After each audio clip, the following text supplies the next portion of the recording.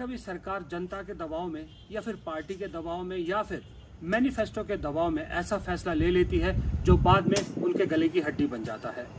ऐसा ही कुछ हिमाचल सरकार के साथ हुआ। हाल ही में हिमाचल सरकार ने सोलन और मंडी शहरों को नगर निगम बनाने की घोषणा की। साथ ही ये माना जा रहा है कि पालमपुर शहर को भी जल्द ही नगर निगम बनाया जाएगा। लेकिन नगर निगम बनाने के चक्कर में इन निगमों में जिन पंचायतों को शामिल किया जाएगा, वहां के लोग अब आर पार की लड़ाई लेकर सड़कों पर उतर आए हैं। लोग इन निगमों में शामिल नहीं होना चाहते। आखिरकार लोगों की समस्या क्या है, आइए उन्हीं से जानते हैं और साथ ही जानते हैं कि सरकार और प्रशासन इस मुद्दे पर क्या कह रहा है। आप जिसको कह रहे हैं ये तो एक सांकेतिक रैली है।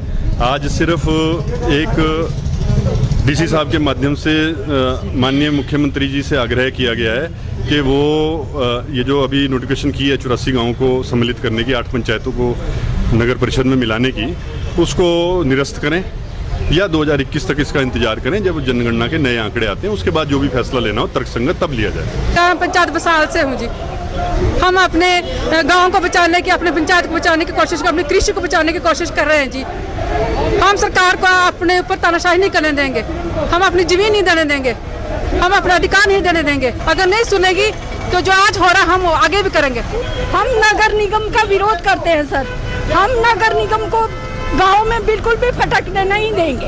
हम पंचायत से खुश हैं, पंचायत के काम से खुश हैं और पंचायत की हर चीज से खुश है सर। नगर निगम ना हम बनने देंगे, चाहे हमें जितना मर्जी स्ट्रगल करना पड़े हम लोग करें। ये फैसला लोगों को, खासकर नगर निगम के दायरे में आने वाली पंचायत के लोगों को हजम नहीं हो रहा। अब वो आर पार की लड़ाई के लिए सड़कों पर उतर आए हैं। क्या ये सरकार का फैसला सही है? क्या इस सरकार के आगे दूरगामी नतीजे होंगे? इस पर बात करने के लिए मेरे साथ 3 वरिष्ठ पत्रकार इस वक्त हैं। अनुराग शर्मा मेरे साथ बैठे हैं, मेरे साथ प्रताप भारद्वाज जी हैं और मेरे साथ लक्ष्मीदत्त शर्मा जी हैं। आप तीनों का बहुत बहुत स्वागत है। सबसे पहले लक्ष्मी जी, आपसे शुरू करता हूँ मैं जी। ये जो मैंने अभी कहा, जो सारी कहानी हुई है, इसके इनिशियली आप सबसे पहले आपका क्या रिएक्शन लगता है आपको क्या लगता है लोग सड़कों पे क्यों उतरे हैं? आपको सबसे बड़ी वजह क्या लग रही है? प्रदीप जी, मेरा मानना है कि लोगों का जो विरोध करने का कारण है वो सबसे बड़ा कारण है कि जो ग्रामीण क्षेत्र हैं, ग्रामीण क्षेत्र में कुछ और तरह की सुविधाएं लोगों को मिल पाती है। पंचायतों में आसानी से लोग काम करवा सकते हैं, वहाँ पे आपको नक्शा बनाने की ज़रूरत नहीं है। वहाँ आपको कोई दूसरे छोटी मोटी काम करने हैं तो उसके लिए किसी तरह से आप ये कह सकते हैं कि एडमिनिस्ट्रेटिव का जो है किसी तरह का उसमें एडमिनिस्ट्रेटिव जो डिफिकल्टीज होती है उससे दूर रहते हैं। तो क्योंकि नगर निगम में जाने से उनको लगता है कि उनकी समस्याएं ज़्यादा बढ़ जाएगी, सुविधाएं कम मिलेगी। उनके प्राकृतिक स्रोत हैं, उनके जो जंगलों से उनको मिलने वाले अधिकार हैं, वो सारी चीज़ें उनसे दूर हो जाएगी, इसलिए लोग विरोध कर रहे हैं। प्रताप जी, आपसे मैं ये जानना चाहूँगा कि आपको लगता है कि सरकार ने तैयारी पूरी नहीं की थी? घोषणा करने से पहले एक बार अगर पंचायतों को भी अपने बात कर ली थी पंचायतों से तो ज़्यादा बेटर रहता। चौहान साहब, ये बिल्कुल ठीक बात है कि सरकार ने आनंद फानंद में जो फैसला किया है, सरकार को चाहिए ये था, एडमिनिस्ट्रेशन को ये चाहिए था कि जो साथ लगती जो हमारी पंचायतें हैं उन लोगों के व्यूज़ लेती, उसके बाद कोई फैसला लेती तो ज़्यादा बढ़िया होता और आज जो परिस्थिति पैदा हुई है वो शायद नहीं होती। अनुराग, आप बताएं, आपको लगता है कि जो इस बार के जो नगर निगम चुनाव है या पंचायत चुनाव आने वाले, उसको मद्देनजर रखते हुए सरकार ने आनंद फानंद में ये फैसला लिया है, या आपको लगता है कि लोकल जो बीजेपी की इकाइयाँ हैं जैसे सोलन की है या मंडी की है या पालमपुर, उनके प्रेशर में सरकार ने ये फैसला लिया? देखिए प्रदीप, अगर हम इसको, मैं लक्ष्मी जी से भी सहमत हूँ, भारद्वाज जी की कुछ बातों में मैं कहीं मान सकता हूँ कि हाँ ये भी सही बातें, परंतु आपको एक चीज़ और माननी पड़ेगी। जो अगर हम वर्ल्ड वाइड देखें तो सरकारों को बहुत से कई बार ऐसे नियम लेने पड़ते हैं जिसमें सरकार को ये पता है कि हाँ कहीं ना कहीं अभी कुछ शॉर्ट टर्म में कुछ लोगों को घाटा होगा, परंतु अगर हम इन लॉन्ग सिनेरियो अगर हम उसको देखेंगे तो कहीं ना कहीं वो आम जनता को बहुत फ़ायदा देने वाला है। जैसे अगर हम बात करें नगर निगम बनाने की, नो डाउट हम ये भी मानते हैं कि गाँव के और उनके हकों को दरकिनार करके अगर वो बनाया जाता है तो वो सही नहीं होगा। परंतु अगर हम बात करें पूरे वैश्वीकरण में, कहीं ना कहीं सरकार को ये भी देखना है कि औद्योगिकरण में और आम जनता के हिसाब से कि भाई कहीं ना कहीं आपको ये बताना जरूरी है कि हम लोग गांव से निकलकर अब जो है वो कहीं बड़े स्तर पर आए हैं, और उस वजह से अगर कुछ थोड़े चीज़ों को अगर हमें साइड पर रखना पड़ेगा। यही सवाल प्रताप जी मैं आपसे पूछना चाहूँ, जो अनुराग जी से पूछा कि क्या लोकल बीजेपी जो नेता हैं या बीजेपी का जो डिस्ट्रिक्ट लेवल का सेटअप है, उसके प्रेशर में आके सरकार ने ये आनंद फानंद में फैसला लिया?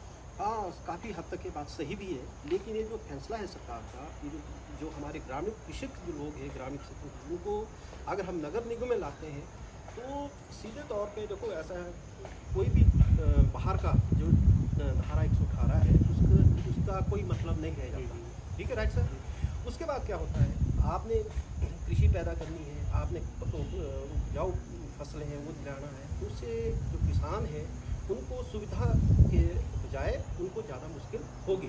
और जहाँ तक सरकार का ये फैसला है, ये बिल्कुल तर्कसंगत नहीं है। लक्ष्मी जी, इसी से जुड़ा एक सवाल आपसे है कि एक तर्क ये भी दिया जा रहा है, जो खास करके शहरी लोग हैं उनका कहना है कि जब आपका नगर निगम बनता है, जैसे शिमला भी नगर निगम है, धर्मशाला नगर निगम है, बहुत सारा फंड सेंटर से आता है, स्टेट से आता है, डेवलपमेंट के बहुत ज़्यादा चांसेस रहते हैं। तो ऐसे में उनका कहना है कि पंचायतों को साथ देना चाहिए, क्योंकि डेवलपमेंट इसमें बहुत ज़्यादा होती है। तो आपको लगता है कि उनका तर्क सही है? हाँ, मुझे लगता है कि ये तर्क सही है, क्योंकि कभी ना कभी, क्योंकि जो हमारे, मैं देखता हूँ खासकर विशेषकर अगर मैं सोलन की बात करें तो सोलन के आसपास के क्षेत्र बहुत से गांव आपको शहर जैसे दिखने लगेंगे, लेकिन कारण क्या है कि अगर नगर निगम या नगर परिषद का एरिया हम नहीं बढ़ाएंगे, उससे क्या होगा कि जो डेवलपमेंट हम कर रहे हैं, जैसे मान लो मकान बना रहे हैं, को सड़कें हैं, दूसरे रास्ते हैं, वो एक सही तरतीब से नहीं बढ़ पाएंगे। जब वो तरतीब से नहीं बढ़ेंगे तो बहुत मुश्किल हो जाएगा।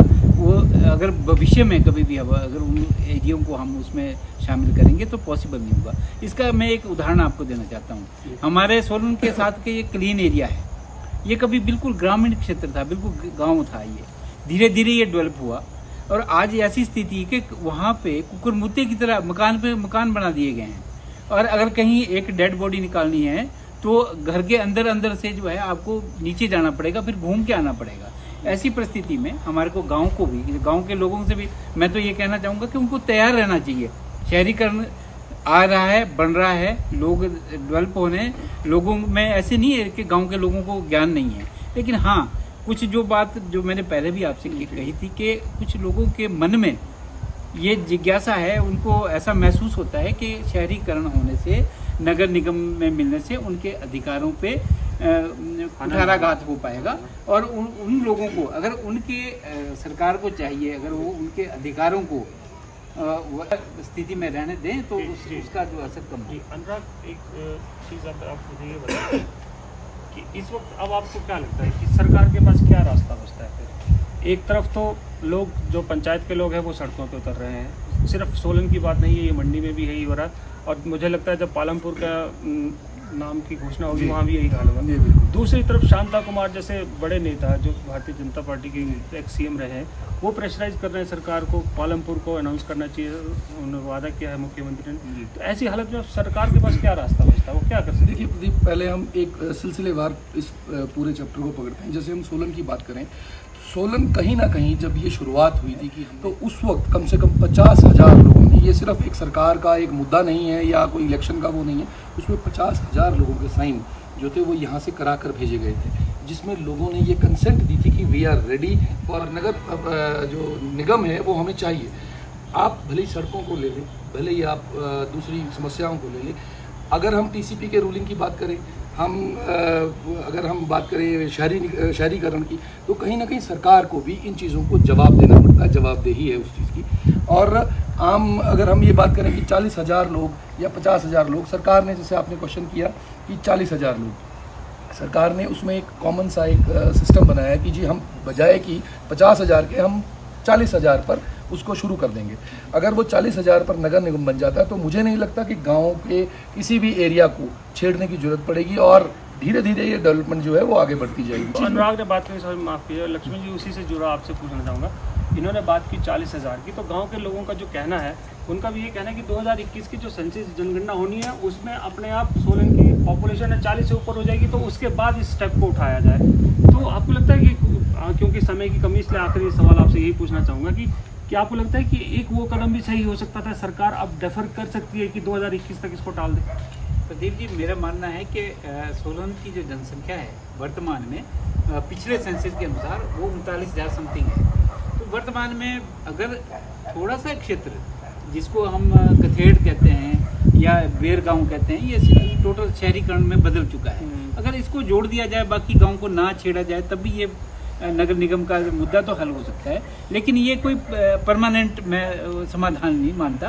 मेरा मानना है कि गाँव को तो मेरा यही कहना है कि 2021 तक सरकार को इसको एक्सटेंड करना चाहिए, फिलहाल टाल देना चाहिए फैसले? नहीं, कोई ऐसी आवश्यकता की बात नहीं है, ऐसी कोई आवश्यकता ही नहीं है, अभी इसको किया जा सकता है। प्रताप जी, आपसे आखिरी में ये जानना चाहूँगा कि आप कवर कर रहे हैं, जिस तरह से लोग सड़कों पर उतर रहे हैं, आपको लग रहा है ये मामला जल्द ठंडा होने वाला है या आपको लगता है और गर्म होगा? प्रदीप जी, जब अभी तक ये मामला ठंडा होने का ऐसा लग नहीं रहा है, ये क्योंकि नगर परिषद अपने जो प्रशासन है, सरकार है और जो किसान है, वो हम आर पार की लड़ाई लड़ने के लिए पूरी तरह से तैयार है। चौहान जी, एक बात और है, जैसे लक्ष्मी जी ने कहा कि जो नगर निगम शिमला बना है या कोई अदर है, वहाँ जो फैसिलिटीज़ है आज भी अगर हम वो देखते हैं तो शिमला में आज भी लोग तीसरे या चौथे दिन पानी के लिए तरस रहे हैं। अगर सोलन भी नगर निगम में जाता है, अगर यहाँ की मूलभूत सुविधा लोगों को नहीं मिलती है तो उस नगर निगम में आने का फायदा ही क्या है? सरकार को या प्रशासन के जो लोगों के अधिकार है उसको किस तरह से उनको बहाल करना है, क्या करना है, उस पर पूरा ध्यान देना चाहिए, पूरा ध्यान देना चाहिए। अनुराग जी, आपसे आखिरी में ये जानना चाहूँगा कि आपको लगता है कि ये मुद्दा जो है अभी विधानसभा में भी उठाया विपक्ष ने, अगर ऐसी ये स्थिति रहती है तो इसका असर पड़ेगा पंचायत चुनाव और निगम चुनाव में? बिल्कुल पड़ेगा। अभी तो नगर निगम का पंचायत चुनाव है, सिर्फ इतना ही है। बट अगर हम इसको बड़े उसमें देखेंगे कि 2022 के इलेक्शन को देखेंगे तो कहीं ना कहीं जो जितना गांव का क्षेत्र, क्योंकि हिमाचल में जो मैक्सिमम एरिया है अगर हम बात करें तो हिमाचल में गांव ज़्यादा हैं बजाय कि शहरीकरण के।